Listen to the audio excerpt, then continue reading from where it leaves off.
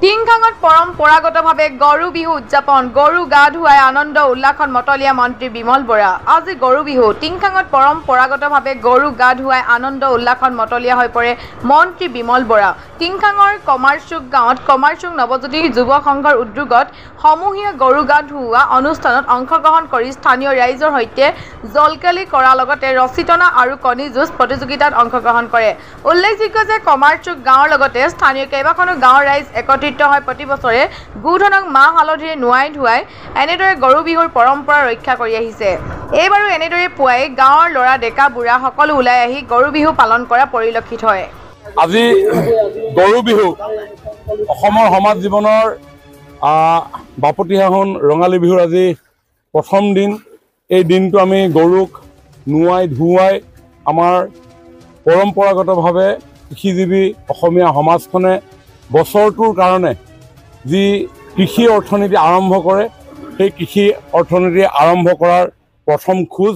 যাতে গৰুহাল সুস্বাস্থ্যৱান হৈ থাকে গাইজনী সুস্বাস্থ্যৱান হৈ থাকে আৰু সেই সুস্বাস্থ্যৱান দেহাৰে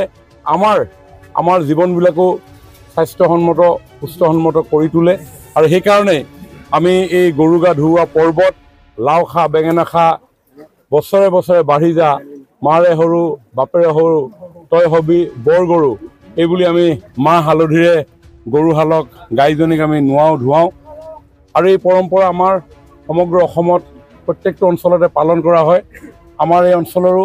আমাৰ কমাৰচুক গাঁৱত নৱজ্যোতি যুৱ সংঘই প্ৰত্যেক বছৰে এই গৰু গা ধুওৱা কাৰ্যসূচী তেওঁলোকে গ্ৰহণ কৰি আহিছে আৰু সমগ্ৰ অঞ্চলৰ ৰাইজ এই স্থানতে একত্ৰিত হৈ আমি এই গৰু গা ধুৱাই আহিছোঁ কেইবা বছৰো কাৰণ আজিকালি বিহুৰ সময়ত বৰষুণ নহয় আগতে আমি যেতিয়া সৰু হৈ আছিলোঁ তেতিয়া পথাৰসমূহত পানীৰে উপচি পৰে আৰু সকলোৱে নিজৰ চুক চুবুৰী গাঁৱৰ মানুহ লগ লাগি লৈ ওচৰৰ পথাৰখনলৈ গৰু গা ধুৱাবলৈ যায় কিন্তু আজি কেইবা বছৰ ধৰি সময়মতে বৰষুণ নোহোৱাৰ কাৰণে এই গৰু গা ধুওৱা পৰ্বটো বিগত দিনবিলাকৰ পৰম্পৰাগতভাৱে পালন কৰাৰ ক্ষেত্ৰত যথেষ্ট অসুবিধা হৈছে কিন্তু আমাৰ সৌভাগ্য যে এই স্থানতে এডোখৰ ভাল দ ঠাই থকাৰ কাৰণে ইয়াতে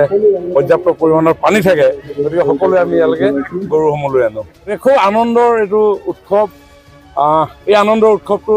আমি আমাৰ শিপাৰ লগত যাতে বিচ্ছিন্ন নহয় তাৰ কাৰণে আমি সকলোৱে প্ৰয়াস কৰিব লাগে মই নৱজ্যোতি যুৱ সংঘক ধন্যবাদ জনাইছোঁ তেওঁলোকে সমূহীয়াভাৱে দীৰ্ঘদিন ধৰি এই গৰু গা ধুওৱা যিটো কাৰ্যসূচী গ্ৰহণ কৰি আছে ইয়াৰ জৰিয়তে আমাৰ কণ কণ শিশুসকলেও গৰু গা ধুওৱাৰ এই পৰ্ব তেওঁলোকে উপভোগ কৰিবলৈ পাইছে মই এই মুহূৰ্তত অসমৰ